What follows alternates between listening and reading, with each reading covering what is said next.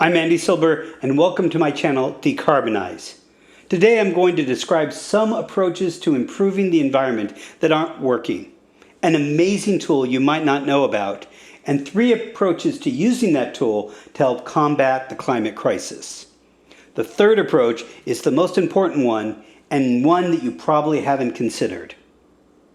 The battle over plastic bags has been a waste of time. Actually, worse than a waste of time, as it's made environmentalists look petty and punitive.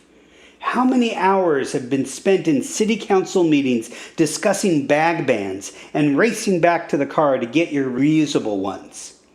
Now, if plastic bags were a big part of the problem, that would be worth it.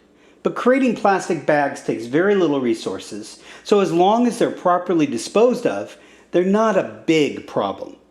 It's better to get rid of single-use plastics, sure, but we spend about 10 years demonizing plastic shopping bags, one of the hundreds of types of single-use plastics, and now we're on to straws. But still, most things we buy, like this shopping cart of items from a recent Costco trip, are wrapped in plastic. These high-visibility national efforts on a single class of plastics is not a scalable approach. At this rate, we'll get rid of reusable plastics sometime in the next millennium.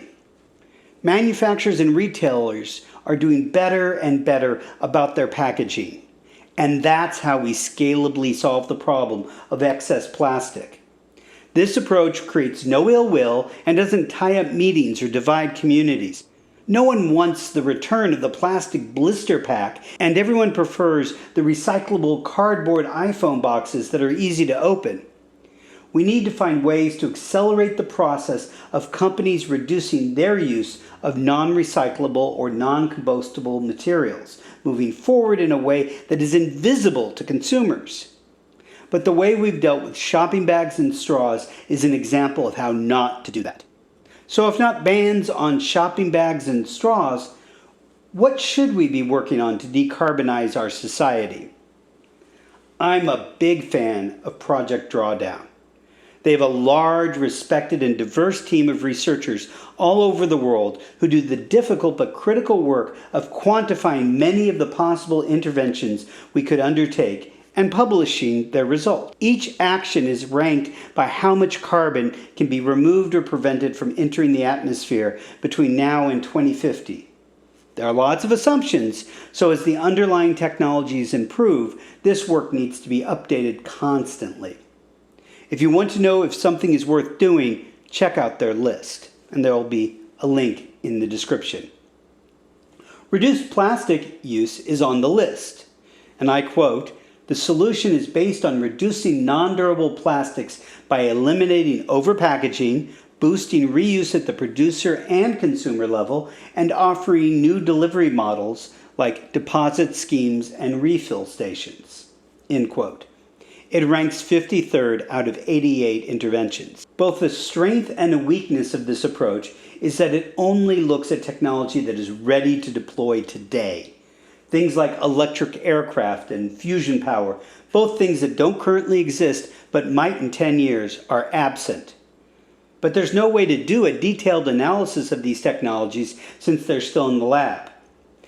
I think we spend too much time talking about possible solutions and not enough time deploying the ones we have. So I have no problem with this. If you're looking for something to do to be part of the solution, this list is a great starting point for ideas. For everyone, there are plant-rich diets and reduced food waste. Or you can look at transportation, electric bikes, carpooling, and hybrids. If you're a homeowner, I'd look at the electricity building sector, smart thermostats, insulation, heat pumps. If you're a farmer, there are lots of interesting ideas like conservation agriculture, silvopasture, and perennial stable crops. But an important lesson from this work is that about 90% of the solutions are collective or agricultural. So worrying about your individual carbon footprint is the wrong way to look at the problem. Of the top 10 interventions that Project Drawdown studied, there are only 3, plant-rich diets, reduced food waste, and distributed solar PV, that you might be able to contribute to as an individual. And most food waste happens before the food gets to your home, so even that one is incomplete. And you can only do solar PV if you own a home. One way to open up more opportunities is look for ways to improve your community. I'd check out the transportation sector, bicycle infrastructure, public transportation, and walkable city. These are interventions that have lots of co-benefits like reduced traffic fatalities, improved air quality, and easier commutes.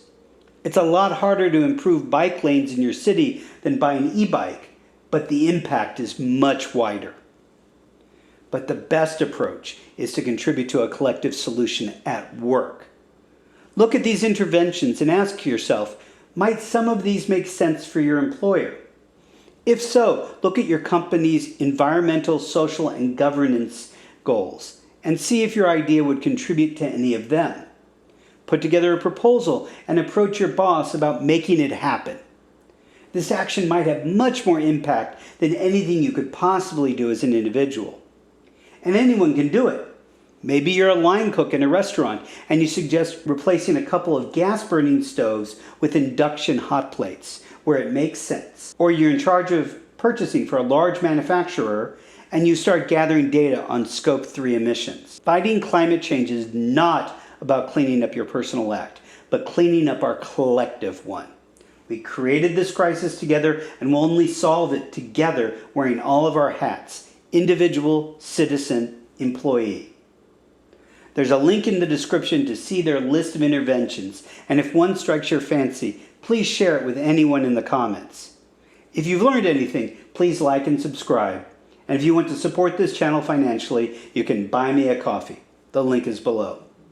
And please share this video with anyone you know who is too focused on their personal carbon footprint and not enough on our collective one.